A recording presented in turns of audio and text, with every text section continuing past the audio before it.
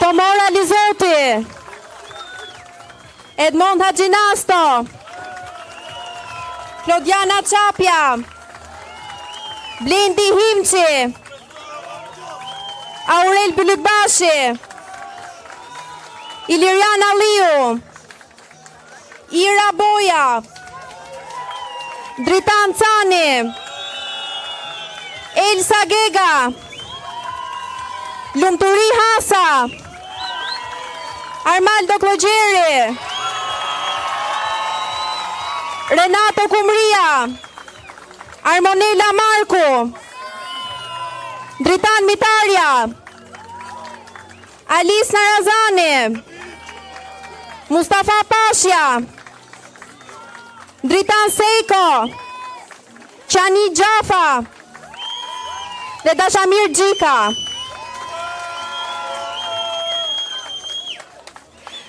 Tani përsëri një duar trokitje të fortë, sepse ka ardhur momenti për të ftuar në podium kryetarin e Partisë Demokratike, profesor doktor Sali Berisha.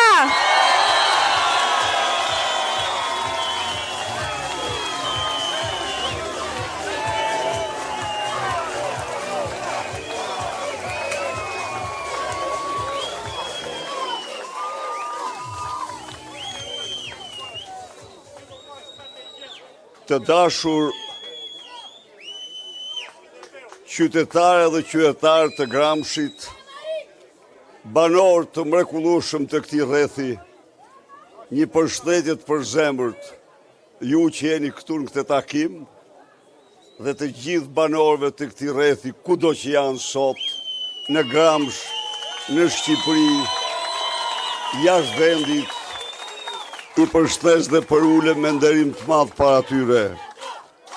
I dashur Zotit Tomora Lizoti, udhëheqës politik për qarkun e Elbasanit, për Partinë Demokratike dhe Aleancën për Shqipërinë Madhështore, i dashur kryetar i Partisë Demokratike për Gramshin, Zoti Kodheli, kryetar të degëve tjera të Partisë Demokratike të qarkut, të dashur deputet dhe kandidate për deputete dhe deputet të mrekullueshëm për Gramshin dhe Elbasanit, i dashur tenori ynë i madh, Armaldo Klogjeri. Jeni krenari për Gramshin, Elbasanin dhe mbar Shqipërinë.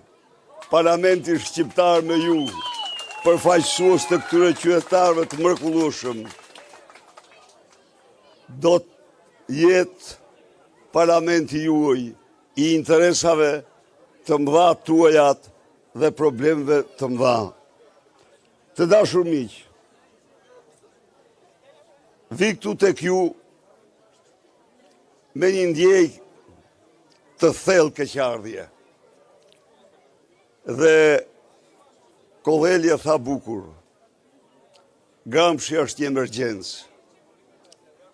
Unë e njoh jo pak këtë vend, por e vërteta është se Gramshi, si asnjë rreth tjetër, ka nevojat më emergjente. Para se të vi këtu, një mik i imi, Besnik Kala, më bën një mesazh, më thot, doktor, thot, rruga e Kodovjatit mbeti aty ku e lat në vitin 2013 dhe për në Kukur nuk është shty me tej as 1 kilometër. Janë me 10 fshatra të cilat as rrugë të qerreve nuk i kanë masi që kanë patur.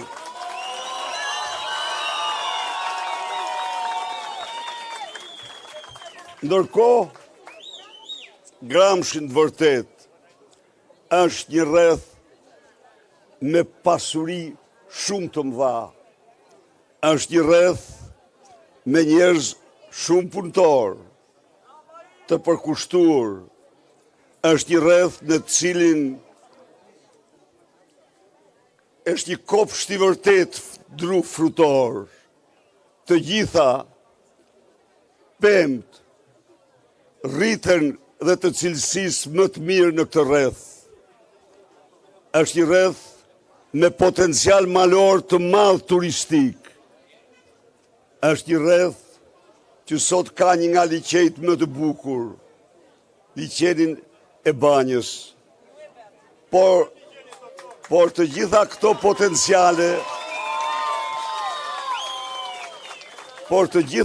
potenciale të mëdha nuk i gëzojnë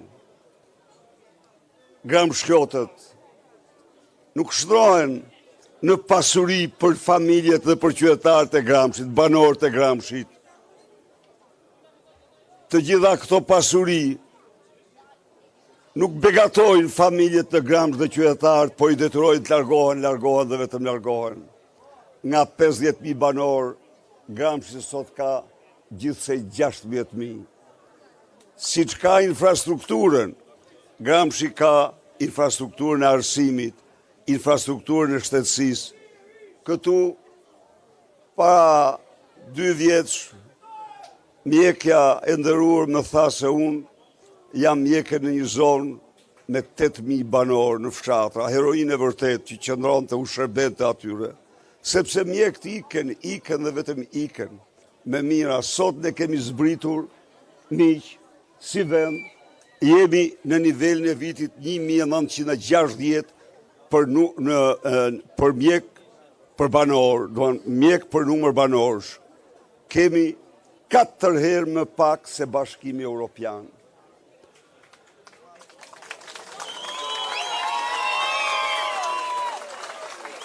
Pra kanë qenë 12 vite rrokullisje të vërtet. Në 2013 pensionistin Gramsh, mirë të pak, po mirë të më shumë, se pensionistin Maqedoni, se pensionistin Serbi, se pensionistin Malzi, në Rumani dhe në Bullgari. Në 2013 rrogulltin Gramsh, mirë të pak, po prap mirë të më shumë, se sa rrogulltin Maqedoni, se sa rrogulltin në Serbi, Maltezi, Rumani dhe Bullgari. Në 2013 rumunët kishin një rrogë minimale 830 lei, rrogë pra 167 euro, kurse shqiptarët kishin një rrogë minimale 220 euro, 220.000 lek, ti themi me lek. Sot, rumuni ka një rrogë minimale 3.300 lei, rrogë minimale 800 euro. Sot, malazezi që kishte një pension 138.000 lek, ka një pension 450.000 lek.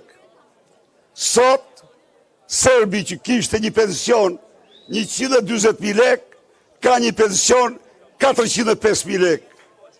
Sot, Macedonasi që kishte një pension 130.000 lek, ka një pension 390.000 lek. Qa ndodhi?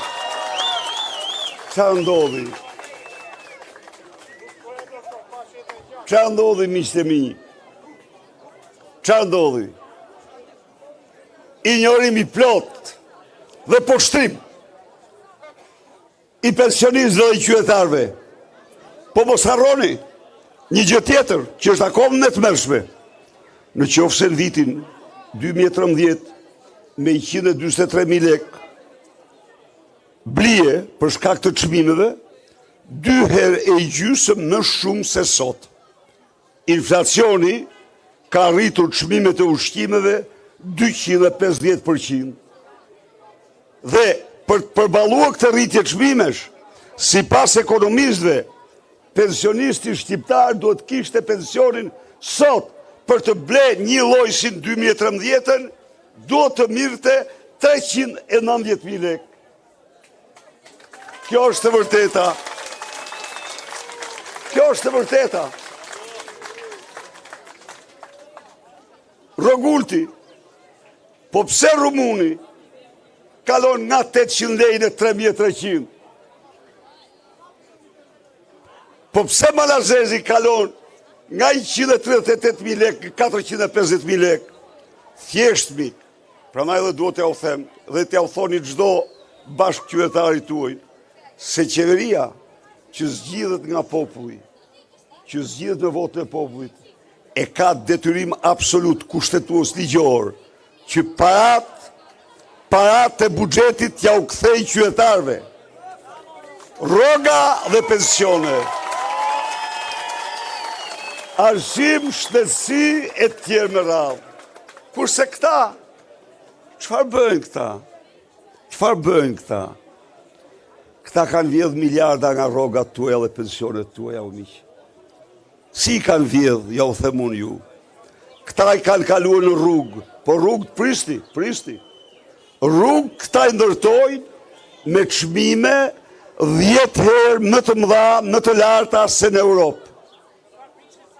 Para 3 vitesh, në Kroaci, ju lutem kush doj të kërkoj në Google, rruga, autostrada, Manastir Bjeljosek, 27 metra e gjerë, 17 kilometra e gjatë, kushtoj 27 milion euro. Kushtoj 1,6 milion euro kilometri. Kurse këtu rruga e Arbrit, 11 metra e gjerë, jo 27, kushtoj 11 milion euro. Ajo 27 metro e gjerë kushtoj 1,6 milion euro, kjo 10 metra e gjerë kushtoj 11 milion euro. Rruga tjetër, 20 milion euro. Unaza e Tiranës, 17 milion euro. Çfarë bëjnë këta?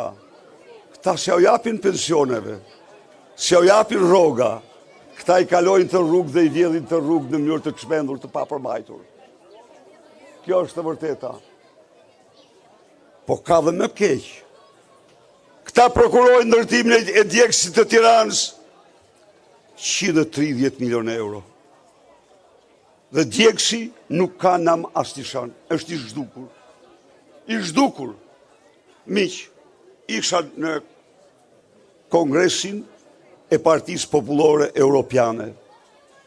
Ngjarja më e madhe politike vjetore e Europës, i pranishëm kancelari gjerman, presidenti e Komisionit Europian, presidenti e Parlamentit Europian, dhe kur unë ju shpjegoja zhdukjen e djegësit të Tiranës, nuk mbeti njëri që si binte ballit.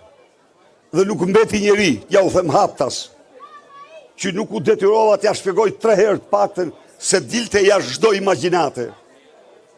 Po unë e bëra këtë, unë mbrojta ju, e bëra këtë për të mbrojtur çdo shqiptar. Nga këta i dut pa moral.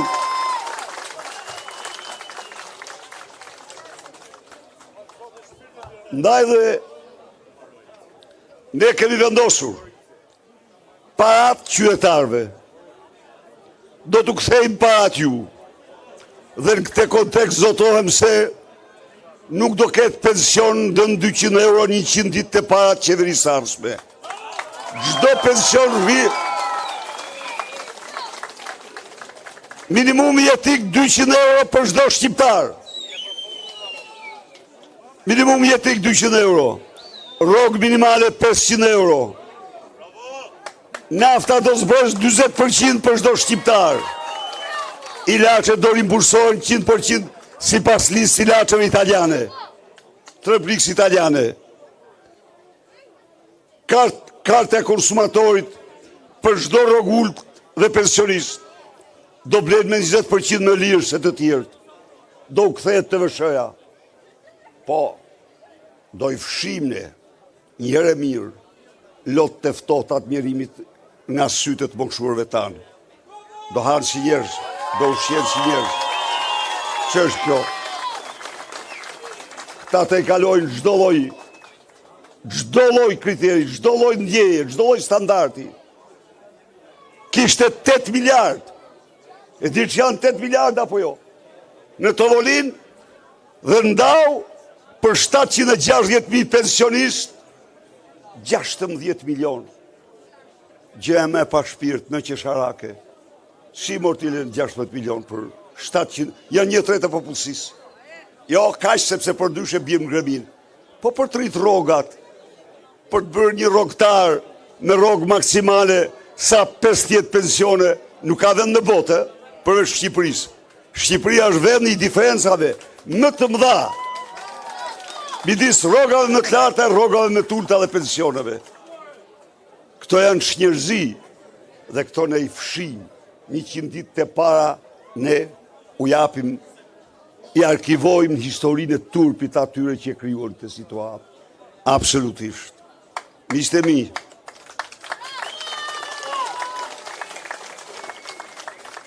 kthehem prapë te Kodheli. Tha se Gramsci është emergjent, po Kodhel, është vërtet emergjencë. Në të gjitha rrethet që di unë, Gramsci është më emergjent se gjitha tjerat. Sepse Gramsci i ka potencialet e bllokuara. Ka zona fantastike, turistike, ka rezerva shumë të mëdha, po s'ka rrugë, s'ke si shkon, s'ka ujë, s'ka energji elektrike, ndaj dhe ju garantoj, e kam shpallur, për parësi absolute, kam shpallur bypassin e Elbasanit, autostradën Shkodër-Milot, dhe si rreth të garantoj për parësi absolute do jetë Gramsci. Po, Gramsci. Me Armandon, të gjitha projektet, me përparësi, me emergjencë. Me emergjencë. Po ky është një rreth me potencial të jashtëzakonshëm, sidomos në frutikulturë. Dhe është krim ta çbësh Gramscin. Nga 50.000 kanë zbritur në 60.000. Fermerët e Gramscit do të kenë 5 fishin e subvencioneve që kanë sot. Sot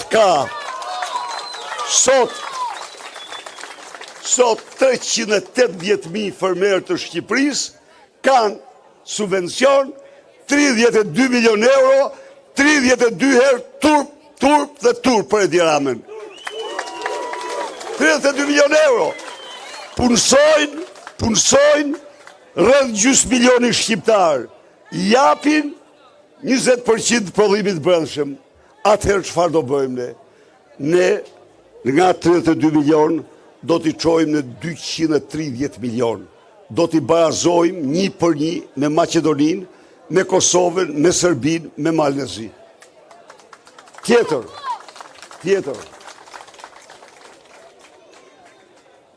Ne do mbrojmë prodhimet e tyre. Prodhimet e fermerëve shqiptar në sezon do mbrohen plotësisht. Ballkani i hapur në kosh të plehrave. Javën e parë. Ne njohim vetëm standardet europiane. 70 milion, ja ku janë. Buz liçenit pa vaditje. Po ka gjë më të rëndë. Po pse do rrinë ata aty atër? Të do ikin. Ndi ujë dhe ujë nuk kanë. 70 milion euro do investohen çdo vit për vaditje, kullim dhe mirëmbajtje tokës. Do dyfishohet buxheti për bujqësinë.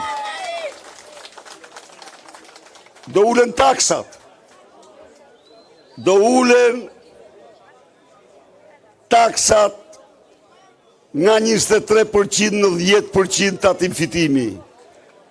Të vëshoja do ulet nga 20 në 15%. Energjia elektrike për biznesin do ulet nga 18 në 6 lek. S'do mundet kur bashkia të vendos më shumë se 1% xhiros taksa për biznes të vogla. Të gjithë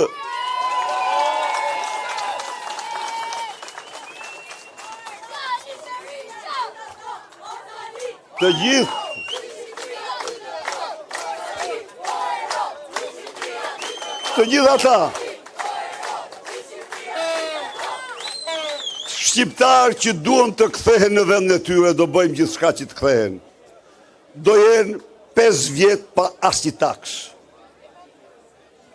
Do mbështeten me kredi të buta dhe grante për strehim, për biznes, në mënyrë që ëndrat e tyre t'i ndërtojnë në Shqipëri.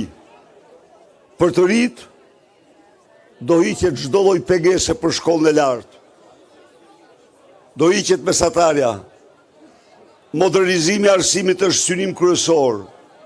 Mësues nuk do ketë që të marrë ndër 1.500 euro.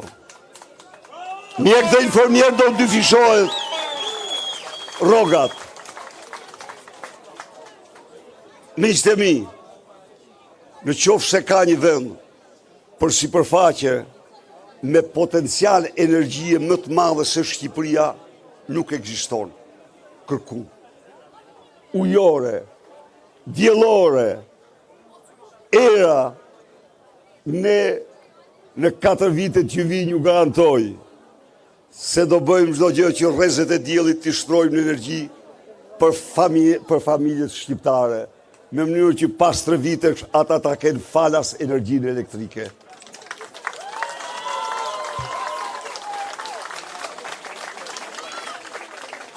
Miq, një javë ka mbetur. Le ta shtrojmë këtë javë në javën e kuvendit më të madh të historisë sonë kombëtare. Në javën në të cilën ne me zemër në dorë të diskutojmë, të paraqesim këtë projekt me çdo qytetar dhe qytetar të Gramshit dhe të Shqipërisë, me të gjithë të njohurit tanë ku janë e ku s'janë, në Shqipëri, në diasporë dhe kudo. Sepse 11 maj ndanë epokat. Me 11 maj çdo shqiptar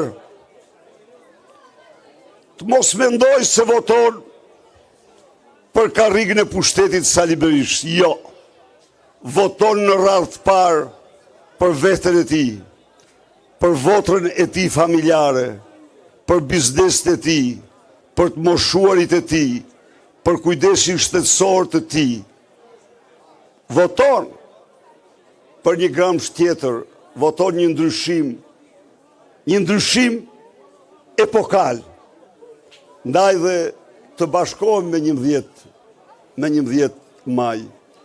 Unë isha para 2 ditësh në kongresin e 82 partive politike më të fuqishme të Europës, Partisë Popullore quhet, në të cilin merrin pjesë udhëheqësit më kryesor të Europës. Miqtë e mi, aty me unanimitet u miratua një rezolut. Ajo rezolut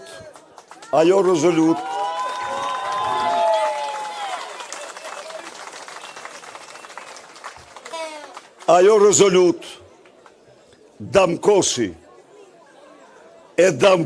Edi Ramën si një njeri që minon votën e shqiptarve, e damkosi Edi Ramën si një njeri, ju lutem se është një rëndësie të jashtëzakonshme, si një njeri që shtyp pluralizmin, një lloj si Lukashenko i Bielorusis, si një njeri që shtetin e ka shtruar në sipërmarrjet përbashkët me krimin, si një njeri që plaçkit qytetarët e tij,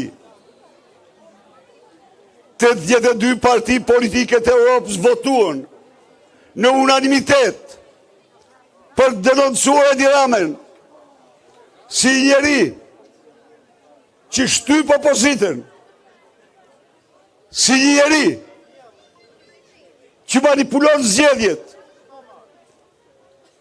si njeri i cili nuk respekton asnjë standard demokratik, Ato i bën thirrje. I bën thirrje Europës dhe institucionet ndërkombëtare. Të vëzhgoni me lup Edi Ramën dhe zgjedhjet. U bën thirrje shqiptarëve. Votoni Partinë Demokratike. Mos votoni armikun e votës lirë. Mos votoni armikun e pluralizmit. Mos votoni atë që u vjedh dhe u varfron. Mos votoni atë që ka lidhje me krimin dhe u shtyp të drejtat tuaja me bandat si banda Elbasanit, Shkodrës, Durrësit e me radhë. Miq,